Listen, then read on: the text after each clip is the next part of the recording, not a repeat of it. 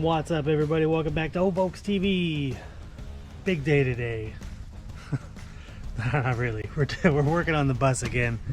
We're taking care of something that I wish we had taken care of before we went on this trip to Big Bend, but fighting with that motor, trying to get that stupid thing to run, just took up all the time I had to take care of these little projects. So this is something I've been wanting to do. Again, we got all these projects that we've been wanting to do. This is a big one. This is a big change. This is a big improvement to the bus. What I want to do is I got this deep cycle battery, much heavier than it looks. We got a battery box. We got a Perko switch. Got a bunch of connections and battery clamps. And we got some jumper cables, some 6-gauge jumper cables. What that's going to let us do is we're going to mount that battery underneath this back seat, and we're going to connect it so that we have two batteries running. One is called the house battery. That's going to control all my accessories, the air compressor, the fog lights, the CB radio, anything I want to add is going to be on that battery. Then the regular battery is just for starting the motor and running the motor. But what this Perko switch will allow us to do is actually hook them both up to the alternator, so while we're driving on these long 10, 12, 14, 16 hour trips, we're charging both batteries at the same time. Then we get to the campsite and we click that thing over to just number 2 battery. We're only running on the number 2 battery. We're not going to kill that starting battery. It's going to be great. And then we can also snap that back over to number 1 battery and fire it up and get it running just on that battery alone, or both batteries if we need it. If it's really cold and we're having a hard time starting, we can flick it back over to both. We can use both batteries to start it. Still 12 volts, it won't be 24, because how we're going to hook it up, it'll be the right way according to the internet. I hope it works. But when you select all, it'll charge both, and that's what we want. We want to charge both while we're driving. We only want to run down the 1 battery while we're parked. So let's get in there and we'll try to turn this pile of parts into a functional system in the bus. Let's go. All right, as we can see, we've got our inverter. It's already down here, kind of underneath the seat. And that's hooked up to the regular battery now, but we're going to pop that off and reconnect it. We're going to put our little Perko switch right there next to the seat bracket. It's going to mount perfect, easy to reach. I usually don't have anything blocking this when I go camping. I've been pretty good about how to pack, and usually just have the cooler right here, which I can pull out pretty easy. And even then, this will open enough if I don't want to take the cooler out, but I don't see why I wouldn't. So really, that seems to me to be the perfect spot. Put it right there, and then the inverter will hook directly to that other battery. I've already put my battery strap in because I wanted to make sure that everything was going to fit and be secure. So that strap's going to go around this box. The battery's going to go in that box. The wires come out these sides here, and then they'll run back to the Perko switch, and then the other one's going to come from the other battery to that switch, and then everything will work just fine, just the way it should. No problems. So let's start wrangling some parts here. I got to make some measurements. We got to cut a wire to go from the battery to the switch, which is going to be pretty short, and that's why we're going to use these jumper cables for, because they're a nice heavy gauge. We'll just cut the claws off and use some of these, and we'll attach it. And then I got my clamps. We'll show you these a little closer up. My battery clamps have provisions to mount external stuff to them, and then they're quick release. So take a closer look at that as we kind of make this thing up. So let's get to it.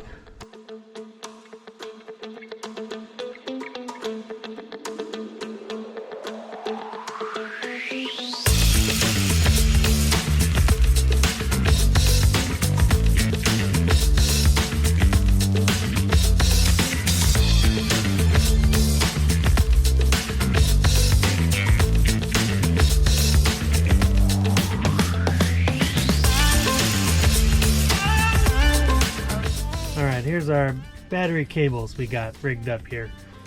This one, you can see on the clamp, it's got a quick release, so we can get it kind of tightened down there and snap it on and it'll stay. But if we need to disconnect that battery for some reason, Just pop that and these come right off. Box will come right out. Pretty easy. It's also got these extra lugs, 2 extra lugs on there that you can add an accessory that'll come directly off of that battery. So, you know, if I wanted to put, I don't know, a phone charger or something off of there, I could just add it easily. I'm going to hook up the fuse box that I have that has all my accessories on it now. Just from the other battery, I'll just go straight to this battery. Everything will be fused. Actually, I have a little switch dealy for the front there that I can run my compressor, and I can run my lights, and I can run a few other things that need a relay. They already are fused and relayed in this little box. That'll be a different day, I think.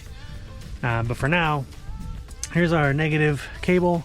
We put a copper lug on there with some heat shrink so that we can attach that back to the chassis. That'll be the ground for this battery. Then we have the positive, which I ran a little bit long, and that'll connect via one of these lugs to the back of our switch here. And then we can pick, you can see that, we can pick which one we want it to be, either the main battery, both batteries, a single battery, or off. We can shut the whole bus off and it won't start or anything. It's pretty cool. So that'll go down there. I'm going to leave the connectors, the little covers on the battery, because I don't want to hook that battery up yet, because I don't have the other end of this. So we're not going to hook it up yet, but we're going to put them all in there and run them out so we can see kind of where they go and you know, get that thing all tightened down and situated. But I'm not going to connect them. I don't want to have live battery wires dangling around back in there. Let's jump down there and get this part all hooked up.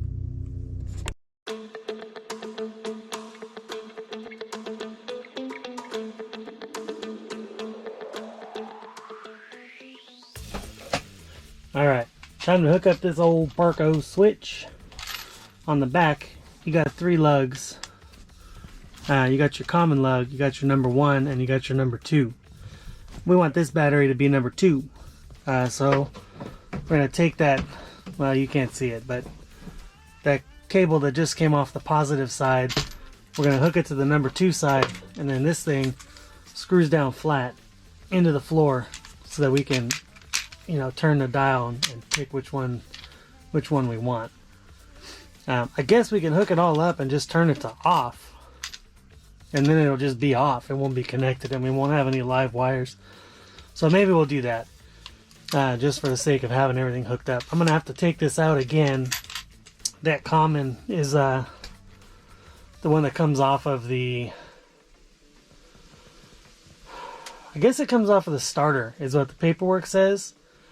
So maybe I just run another one of these wires up from the starter into there. I don't know how that's going to charge the batteries, but that's the way they say to do it. So if that's the case, we can get this thing all hooked up today. And it won't matter what, if it's the alternator or the generator that's on Gary's motor or whatever. We just hook it up. But that seems weird. I don't know. I'm going to have to do some research. But anyways, it's going to hook up to number 2. So we can hook that part up. We'll get that out of the way.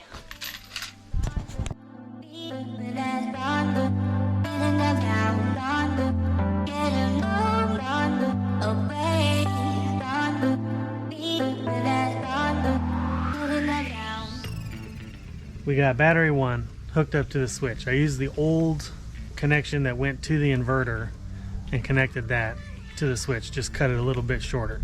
Made a new wires from the inverter to battery 2. So the inverter's powered now by battery 2.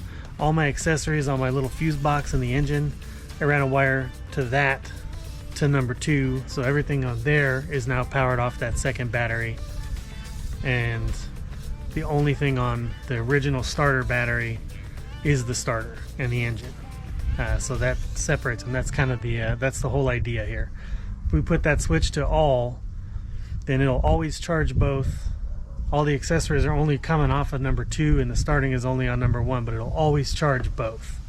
And then when we park, we just click it over to 2 and we can use all our accessories if we want, and it'll only drain the battery that is specifically for the accessories. So if I put some LED lights in here, if I want to run the compressor, all that stuff's all going to run just off of that second battery. Then we go click it back to all, start the bus, drive away. Everything's getting charged.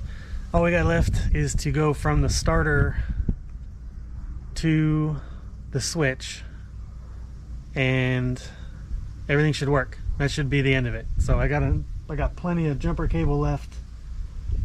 We can use the negative one that came off of the inverter.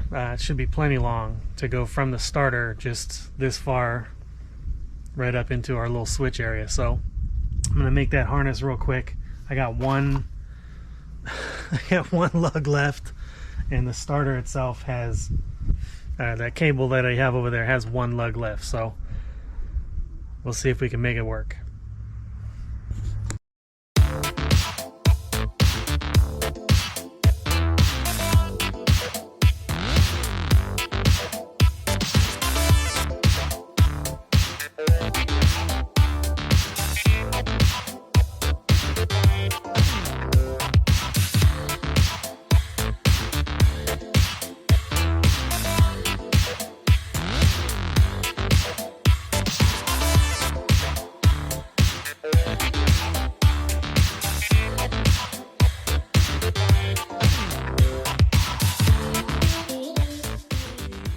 Okay, so I have consulted my electrical friends, I have scoured the YouTubes and the Googles to get the answer to my question, and I couldn't quite figure it out, so I just made a guess. I went with what our buddy Mark and Axel were here earlier, and I was tuning up some carbs on his car, and I had asked him, he knows a little bit about electrical, a little thing or two.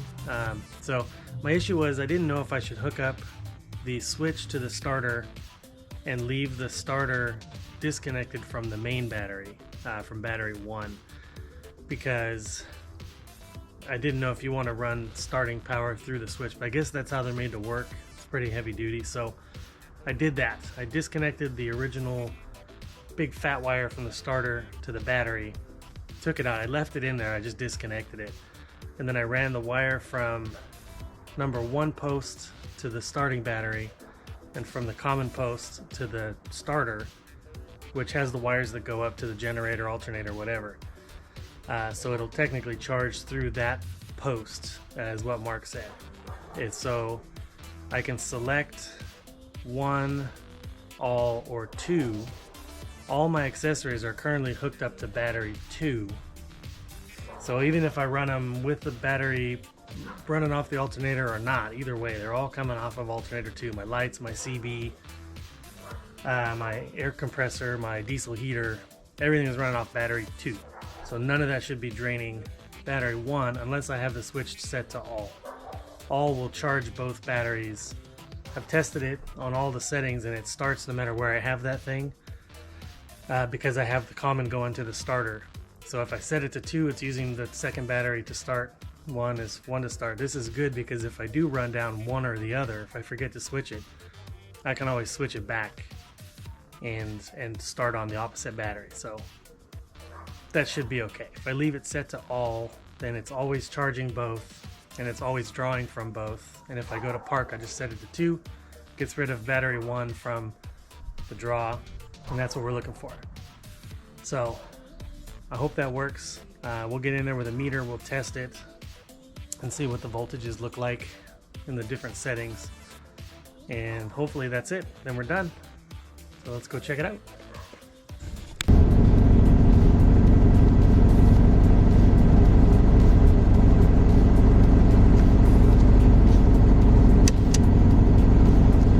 This is all the batteries.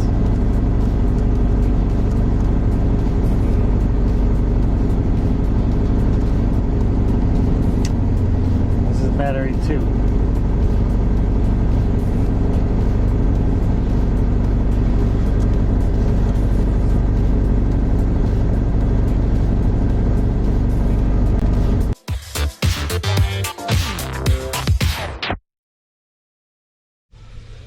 There we have it.